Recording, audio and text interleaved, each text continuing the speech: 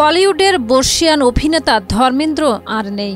ভারতের জনপ্রিয় magazine Filmfare তাদের ভেরিফাইড ফেসবুক পেজে জানায় 24শে নভেম্বর 89 বছর বয়সে মৃত্যুবরণ করেছেন হি ম্যান খ্যাত এই তারকা। তার মৃত্যুতে ভারতীয় চলচ্চিত্রের 6 দশকের এক উজ্জ্বল অধ্যায়ের অবসান ঘটেছে।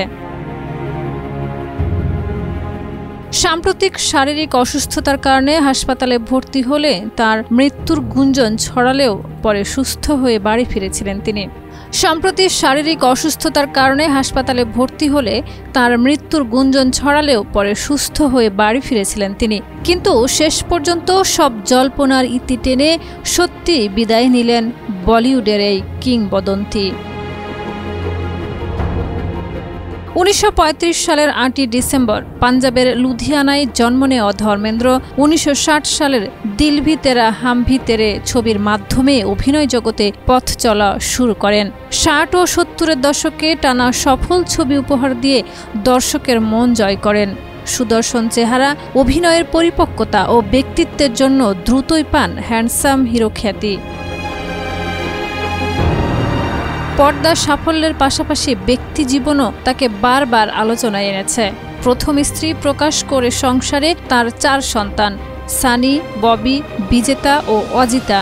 পরবর্তীতে ড্রিম গার্ল হেমা মালিনীর সঙ্গে প্রেম ও বিয়ে দীর্ঘদিন ছিল বলিউডের অন্যতম আলোচিত বিষয়। শোলে ছবির শুটিংয়ের সময়ই বিবাহিত ধর্মেন্দ্রর প্রতি হেমার টান তৈরি হয়। তবে বিয়ের সময় বাধা হন প্রকাশ কৌর, যিনি বিচ্ছেদে রাজি ছিলেন না। এ কারণেই ধর্মেন্দ্র ইসলাম গ্রহণ করেছিলেন এমন গুঞ্জন ছড়ায়। এমনকি তাদের নাম দিলওয়ার খান ও আয়েশা রাখা হয়েছিল বলেও প্রচারিত হয়। কিন্তু এই দাবি কখনোই সত্য প্রমাণিত হয়নি। 2004 সালে রাজনীতিতে এসে ধর্মেন্দ্র নিজেই জানান তিনি হিন্দু ধর্ম অবলম্বী। এতে গুজবগুলোর অবসান ঘটে।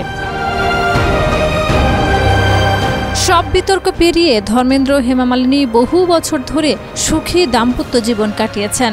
তাদের 2 কন্যা এশা ও অহনা, আর হেমার সৎ সন্তানদের সঙ্গেও সম্পর্ক ছিল বন্ধুত্বপূর্ণ। সাম্প্রতিক সময়ে করণ জোহরের রকি আউর রানী কি প্রেম কাহিনী ছবিতে অভিনয় করে আবারও আলোচনায় আসেন ধর্মেন্দ্র। আর তার অভিনীত শেষ কাজ হিসেবে মুক্তির অপেক্ষায় রয়েছে শ্রীরাম রাঘবের ছবি 21। শাহিদা রুবি, মাই টিভি।